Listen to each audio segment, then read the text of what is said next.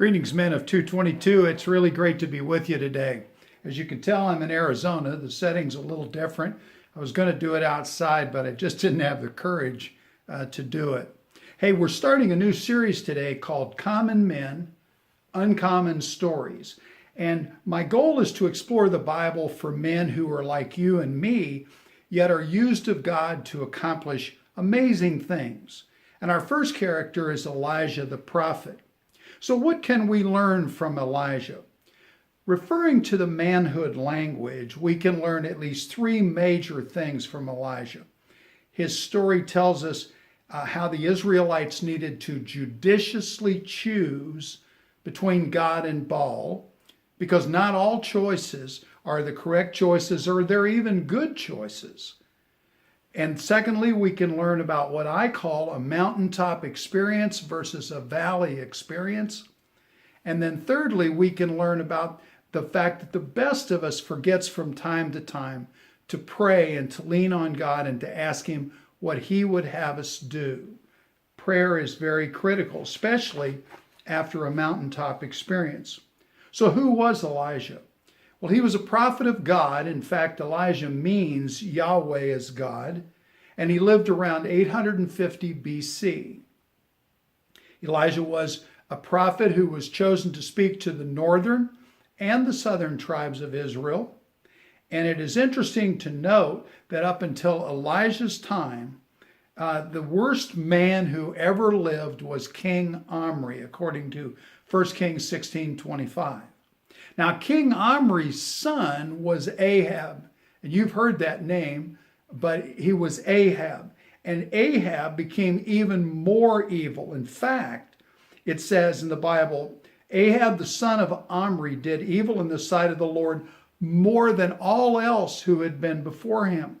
And one of the problems was that Ahab was influenced by his wife Jezebel.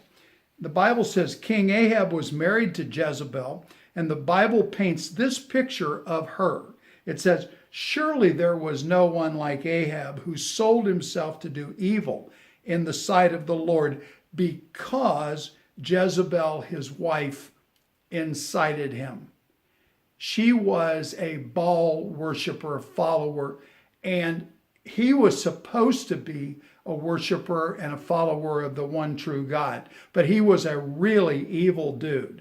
How bad was Jezebel? Well, in Revelation, God says this. He says, "I have this against you, that you tolerate the woman Jezebel, who calls herself prophetess, and that she teaches and leads my bondservants astray, so that they commit acts of immorality and eat things sacrificed to God." Now that Jezebel in Revelation isn't the Jezebel that was married to Ahab, but she depicts evil in such a way that God uses her name in the book of Revelation.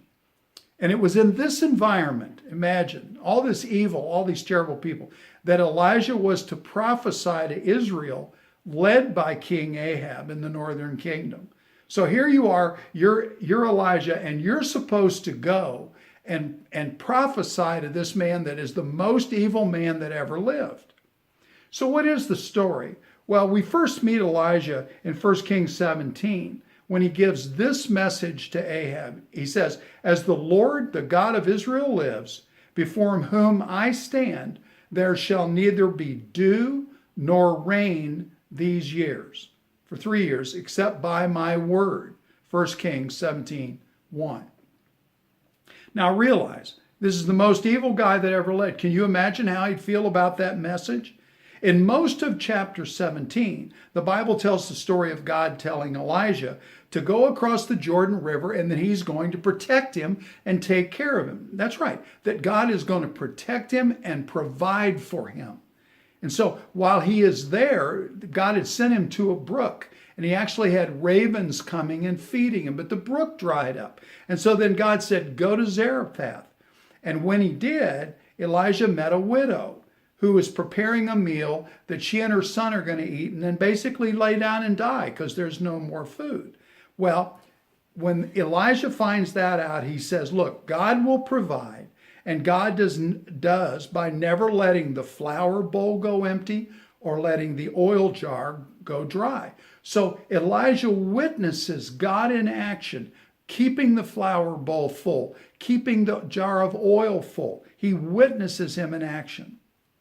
So when the widow's son dies, and he does, she berates Elijah and his God, and Elijah actually revives the son. So now Elijah has not only seen God keep the flour bowl full and the oil jar full, but now he has used Elijah to actually raise a man from the dead.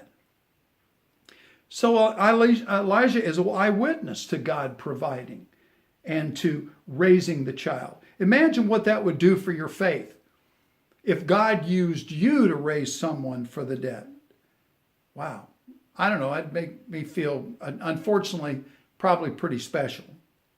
But it is in chapter 18 that we really see Elijah's greatest stand for God. As the 3 years come to a close, Elijah sees a man named Obadiah, who was Ahab's household manager. Elijah tells Obadiah to tell Ahab that Elijah wants to meet with him. Well, Elijah's scared to death because even though he is a disciple of Elijah and a believer in the one true God, Obadiah is concerned that if he goes to Ahab and says, Elijah wants to meet with you, that the Spirit will take Elijah somewhere else, and that Ahab will be mad at him and take him out. Well, Elijah assures Obadiah, no, I will show up. I will be there today. And oh, by the way, he says, bring 450 prophets of Baal and 400 prophets of Asherah. He says, bring all of these people that Jezebel and you are listening to and bring them to Mount Carmel. When Elijah meets Ahab and the prophets as well as the people from Israel, he challenges them and he says this, how long will you hesitate between two opinions? He's asking them, when are you going to choose? If the Lord is God, follow him. But if Baal, follow him. But the people did not answer him with a word. 1 Kings 18 and 21. He tells them to judiciously choose between God and Baal. To help make up their mind, he sets up a challenge between himself and the 450 prophets of Baal. The challenge is to take 2 oxen, cut them up, and put them on the altar, one to God and one to Baal. But in both cases, they are not supposed to put fire under the altar. And the challenge is that they're to call on their God to light the fire and consume the sacrifice. Well, of course, Baal does not answer. And so in 1 Kings 18:26 through 29, we read this. Then they took the ox which was given them, and they prepared it and called on the name of Baal from morning until noon. Oh, Baal, answer us. But there was no voice, and no one answered. And they leaped about the altar which they had made. And it came at noon that Elijah mocked them. He said, call out with a loud voice, for he is God. Either he's occupied or he's gone aside, or maybe he's on a journey, or perhaps he's asleep and he needs to be awakened. So they cried with a loud voice, and they cut themselves according to their custom with swords and lances, and the blood gushed out of them. Well, when midday was past, they raved until the time of the offering of the evening sacrifice, but there was no voice, no one answered, and no one paid attention. Well, Elijah invited the people then to gather around him, and he built an altar, and he built a trench around the altar, and he arranged the wood, and he cut the ox, and he laid it on the wood, no fire underwards. And he said, fill 4 pitchers with water, and pour it on the burnt offering and on the wood. And then he said, that's not enough. Do it a second time. He said, that's not enough. He said, do it a third time, and they did it a third time. And the water flowed around the altar and filled the trench with water. Then Elijah prayed. Now here Elijah remembers to talk to God. And he says, O Lord, the God of Abraham, Isaac, and Israel, today let it be known that you are God in Israel, and that I am your servant, and I have done all these things at your word. Answer me, O Lord. Answer me, that this people may know that you, O Lord, are God, and that you have turned their back again, and that you have turned their heart, back again. See, Elijah wasn't praying for himself. He was praying that God would get the credit. And then the fire of the Lord fell and consumed the burnt offering and the wood and the stones and the dust and licked up the water which was in the trench. And when all the people saw it, they fell on their faces and they said, "The Lord, He is God.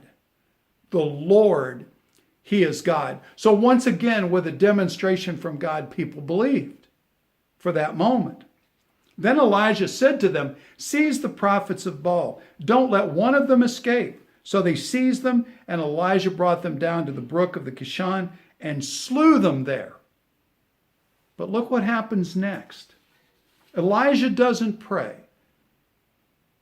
He's on a mountaintop experience. He's on a high of highs, what God has done.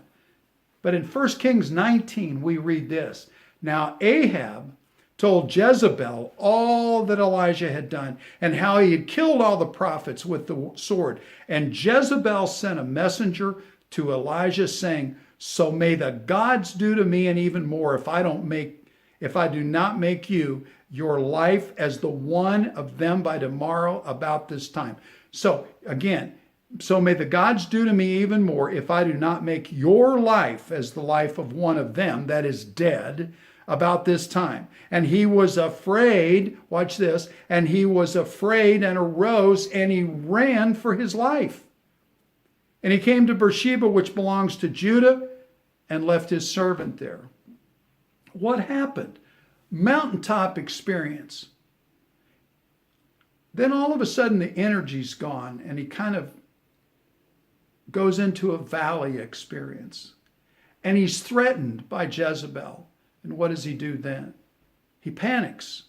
He doesn't go to the God. He doesn't go to the God who has just in a magnificent way shown his power and his provision for Elijah, as he did for the widow of Zarephath when Elijah was with them. God had reacted and for him many, many, many times. What can we learn from that story? Well, we can learn a number of things. Elijah was a common man just like me and you. How do we know that? Because he had the same propensities that we do. Even though God had used him and he had magnificent success, he got scared. When he what? When he turned to his own power. When he turned away from God's provision and tried to find his own provision. Number two, Elijah was chosen by God to be God's instrument. And Elijah was happy with that. He was excited about that. Number three, Elijah had moments of great faith when he revived the child, when God provided for him, and on the mountaintop when he brought the fire down. Great faith.